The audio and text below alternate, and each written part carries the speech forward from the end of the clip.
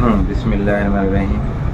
ہر ہفتہ واری جو مجالس پہ چل رہے ہیں، مجلس نمبر جو 22 چل رہی تھی، اس کی چوتھی اور آخری قسط ہے یہ انشاءاللہ تعالیٰ۔ چوتھی اور آخری قسط ختم ہو جائیں گی ابھی تھوڑی دیر میں۔ بسم اللہ الرحمن الرحیم۔ صاحبو، جب دنیا کی کوئی چیز تمہارے سامنے آئے اور تو اپنے دل کو اس سے من خبص دے کے تو اس کو ترک کر، مگر تیرے پاس دل ہی نہیں، پھر کسی شے سے من خبص ہو تو کون ہو؟ یعنی دنیا کی کوئی خاص چیز، اہم چیز، اچھی چیز جو دل کو بھائے، اس کو دور کرو، اس کو دل سے نکال دو۔ تو سراپا نفس اور طبیعت اور خواہش ہے۔ اہل دل کی صحبت اختیار کر تاکہ تو بھی صاحب دل ہو جائے۔ یعنی صحبت اختیار کرو، اسے پیر کے پاس جا کے تعلیمات لو تو تمہارا بھی دل ویسی بن جائے کہ تو بھی صاحب دل ہو جائے۔ تیرے لیے ضرورت ہے شیخ کی، جو سمجھدار اور حکم خداوندی کی تعمیل کرنے والا، یعنی شیخ بھی ویسی ہونا ہے جو اللہ تعالیٰ کی حکم خداوندی کو پورا کرنے والا، یعنی پیر جیسا رہے گا مرید بھی اسی بنے گا۔ پیر تقوی والا رہے گا تو مرید بھی تقوی والا، پیر جھوٹا رہے گا تو مرید بھی جھوٹ سیکھیں گا۔ تو اسی طرح یہ وجہ سارا رہے گا تو بھی صاحب دل ہو جائے۔ تیرے لیے ضرورت ہے شیخ جو سمجھدار حکم خداوندی کی تعمیل کرنے والا، کہ تجھ کو مہذب بنائے، علم پڑھائے اور نصیحت کرے۔ اے وہ شخص جس نے آخرت کو جو کوئی چیز تھی دنیا کے بدلے میں بیچ ڈالا اور نہ جس کو خرید لیا، جس کے بدلے میں تو نے خرید لیا دنیا کو آخرت کے بدلے، تو ہوس در ہوس ہے، یعنی دنیا کو سب کچھ سمجھ لے گئے، دنیا میں مشغول ہو کے آخرت کی فکر نہیں کرنا، تو ہوس در ہوس ہے، عدم در عدم ہے، جہل در جہل ہے، یعنی جاہل کھاتا ہے جیسے چوپائے کھایا کرتے ہیں کہ نہ تحقیق ہے نہ تفتیش۔ بہت سے لوگ جو کھا لیتے حرام حلال کی جو پہچان نہیں کرتے، کہاں سے آ رہا، کس کا آ رہا، کیسا آ رہا۔ جب خود اگر حلال کی کمائیں گے تو حلال پہ نظر رہیں گی، جو حلال کمانا ہی چھوڑ دیا حرام طریقے سے، تو اس کے بارے میں وہ رہے کہاں سے آ رہا ہے، کیسا آ رہا، بس کھا لیتے جا رہا، چوپائی کی طرح ہو، یعنی جانور کی طرح۔ گائے بھینس دیکھو چرنے چلے جاتے، اس کوئی فکر نہیں رہتی کس کا کھا رہی کہاں سے۔ بکری، گائے، بھینس، گدھے تو چرنے لگ جاتے، کس کا دیکھتے ہو۔ تو انسان بھی ویسے فطرت اختیار کرتا ہو رہے، تو اس سے ہٹو، حرام حلال کی پہچان کرو۔ نہ پوچھ گچھ ہے، نہ کوئی نیت، نہ حکم کا انتظار اور نہ فعل کا۔ بندہ مومن کھاتا ہے شریعت سے مباح کی تحقیق کر کے، یعنی جو بندہ شریعت پر چلتا ہے تحقیق کر کے کھاتا ہے کہ میں جو کام کر رہا ہوں واقعی میں حلال ہے۔ اور ولی کو کھانے کا قلب کے ذریعے حکم آتا ہے، یعنی جب اللہ کا ولی ہو جاتا ہے اس کو قلب سے حکم آتا ہے کہاں کھانا ہے، کیا نہیں کھانا ہے، کس کا لینا ہے، کس کا نہیں لینا ہے۔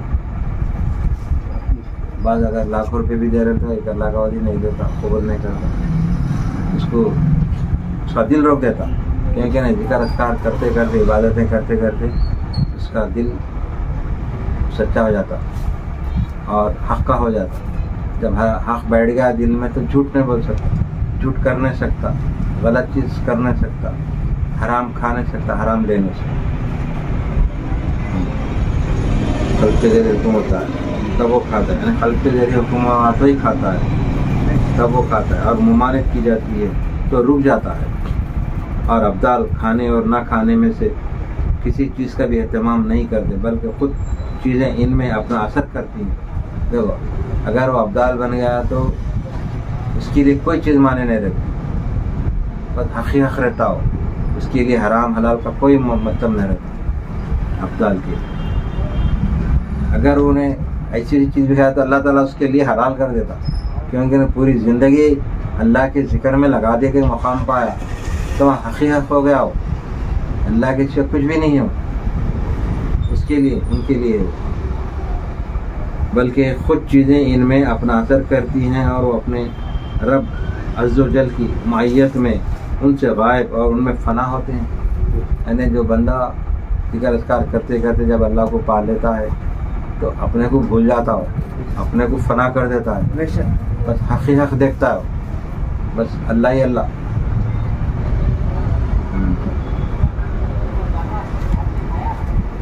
بس ولی قائم حکم کے ساتھ اور ابدال مسلوب الاختیار ہیں, اور یہ سب کچھ حدود شریعت کو محفوظ رکھ کر ہے. جو شخص اپنے وجود اور مخلوق سے فنا ہو جاتا ہے وہ حدود شریعت کو محفوظ رکھتا ہے. یعنی جب حق کی کیفیت میں آ جاتا ہے تو صرف حق میں رہتا ہو تو حدود شریعت کو محفوظ رکھتا ہے. یعنی اس کے باوجود بھی شریعت میں جو احکام ہیں اس کی برابر وہ پیروی کرتا ہے. حق کو جاننے کے بعد بھی شریعت پر گامزن ہوتا ہے. جو شخص اپنے وجود اور مخلوق سے فنا ہو جاتا ہے وہ حدود شریعت کو محفوظ رکھتا ہے, اور اس کے بعد قدرت کے سمندر میں چیختا ہے کہ اے قدرت والے میری دستگیری فرما. بس اس کی موجیں کبھی اس کو اوپر اٹھاتی ہیں اور کبھی نیچے بٹھاتی ہیں, کبھی ساحل پر لا ڈالتی ہیں اور کبھی مجدھار میں گراتی ہیں, مگر وہ ان تصرفات خداوندی انقلابات کے امتحان میں صابر و ساکت بنا رہتا ہے. یعنی اللہ تعالیٰ اس بندے کو مختلف مصائب میں مختلف پریشانیوں میں ڈالتا. ابھی کیا بنے سمندر کی طرح اچھالتا, بٹھاتا, کنارے لاتا, جو چاہے سمندر کرے. تو اسی طرح اللہ تعالیٰ بندے کو جب چاہ لیتا تو اس کے اوپر کئی طرح سے تکالیف, مصیبتیں, پریشانیاں, مگر وہ ثابت قدم رہتا, کبھی بہکتا نہیں, پھٹکتا نہیں. موجیں کبھی اس کو اوپر اٹھاتی ہے, کبھی نیچے اٹھاتی, کبھی سائل پر لا ڈالتی, کبھی منظر میں گیا. تو ان تصرفات خداوندی انقلابات کے امتحان میں صابر اور ساکت رہتا ہے. وہ اصحاب کہف جیسا ہو جاتا ہے جن کے حق میں حق تعالیٰ نے فرمایا.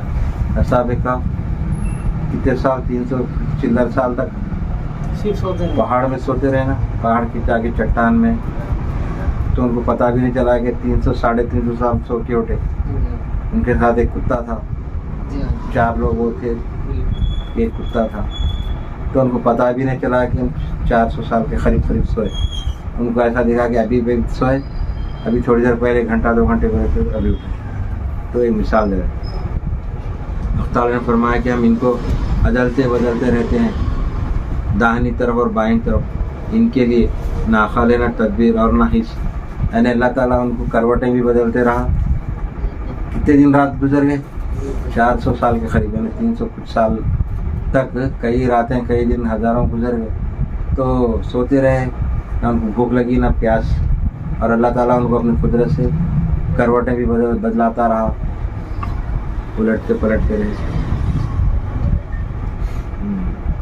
وہ لطف اور قرب کے مکان میں ظاہراً اور باطناً آنکھیں بند کیے ہوئے ہیں. بس اسی طرح اس مقرب بندے نے بھی اپنے قلب کی آنکھوں کو ماں سو اللہ سے بند کر لیا. یعنی مثال دے رہے اصحاب کہف کی طرح اپنے دل کو اللہ پہ چھوڑ دیا, اس میں دوسری چیز کو بٹھا رہا نہیں. یہ مثال بتا رہے ہیں, ان سے جوڑ رہے ہیں. بس وہ نہیں دیکھتا مگر اسی کے لیے وہ انہیں سنتا مگر اسی کی بات کو. اے اللہ, اے میرے اللہ, ہم کو فنا کر اپنے ماسوا سے اور موجود کر اپنے ساتھ, اور ہم کو عطا فرما دنیا میں بھی بھلائی اور آخرت میں بھی بھلائی, اور بچا ہم کو دوزخ کے عذاب سے. تو اللہ تعالیٰ اصحاب کہف کی ایک مثال دے رہا بندے کو, اور غوث پاک سرکار اس کی ایک مثال دے کے سمجھا رہے ہیں کہ تم اپنے تم لوگ اپنے دلوں میں صرف اللہ کو بٹھاؤ. جو بھی کر رہا اللہ کر رہا, جو بھی ہوگا اللہ کی طرف سے ہوگا, کسی دنیا دار کی طرف سے ہوگا. بلکہ ایسا مت سوچو. وہ رہے جس طرح اللہ تعالیٰ ان کو اٹھاتا بٹھاتا رہا کروٹے پر, اسی طرح تم اپنے دل کو اللہ کی طرف لگا دو, رات دن عبادتوں میں لگا دو. وہ جو بھی کریں گا اچھا کریں گا تمہارے لیے. اللہ سے دعا کرتے ہیں, یا اللہ ہم سب کو سیدھے راستے پر چلا, بچا گناہوں سے, آفتوں سے, بلاؤں سے, مصیبتوں سے. ہم تمام کو سیدھے راستے پر چلا مالک. جتنے یہاں حاضر مریدین متقدین حاضر ہیں مالک, ان کے بھی جو حاجتیں ہیں جائز مقاصد پورے کر, جو بیمار شفا کلی عطا فرما. جو بے روزگار ہیں مالک ان کو بہترین روزگار سے لگا، اور جو امتحان دے رہے ہیں بچے ان کے لیے بہترین کامیابی عطا فرما، اچھے نمبرات سے کامیابی عطا فرما۔ جو لوگ بیرون ملک جانا چاہتے ہیں مالک اچھے روزگار کے، ان کے لیے بھی بہترین انتظامات کر دیں مالک۔ جو بچے شادیوں کے قابل ہو گئے مالک، گھروں میں بیٹھے ہوئے ہیں، ماں باپ پریشان ہیں مالک، ان کے پریشانیوں کو دور فرما مالک، ان کے بچوں اور بچیوں کے رشتے آسانی سے کر دے مالک، ان کو رات دن پریشانی سے بچا مالک، بہترین رشتے عطا کر مالک ان کے حق میں مالک۔ جو شادیاں ہو گئے مالک، اولاد کے لیے دعاؤں کے لیے بولے مالک، ان کو نیک اور صالح اولاد عطا فرما، ہم سب کو سیدھے راستے پر چلا، ہمارے جائز مقاصد پورے کر میرے مالک۔